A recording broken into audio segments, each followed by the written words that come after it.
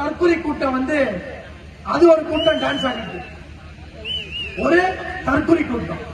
அந்த கூட்டத்தில் இருக்கக்கூடிய ஒருத்தர் சொல்றாரு, ஆனந்த்னு பேர் அவர் பேரெல்லாம் கூட நான் திமுக மேடையில சொல்றது இல்லை.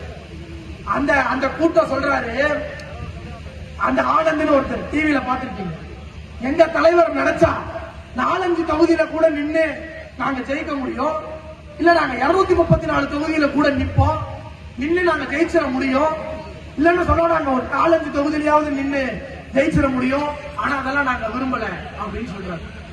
தற்குறி ஒரு தொண்டன் தற்குறியா இருப்பான், ஒரு தலைமையே தற்குறியா இருக்குன்னு சொன்னா அது அந்த தற்குறி கூட்டத்துக்கு தான் சாரும். நான் வந்து சட்டம் படிச்சேன், நான் சட்ட புத்தகத்தெல்லாம் எடுத்து பாக்குறேன்.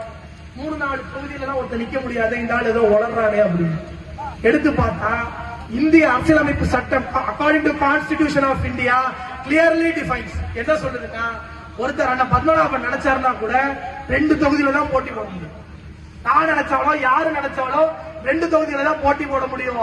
அரசியலமைப்பு சட்டமே அவ்வளவுதான் சொல்லி இருக்கு. ஆனா இந்த தற்கொலை கூட்டம் என்ன சொல்லுதுன்னா, எங்க தலைவர் 4 தொகுதியில போட்டி போடுவாருன்னு சொன்னாரு.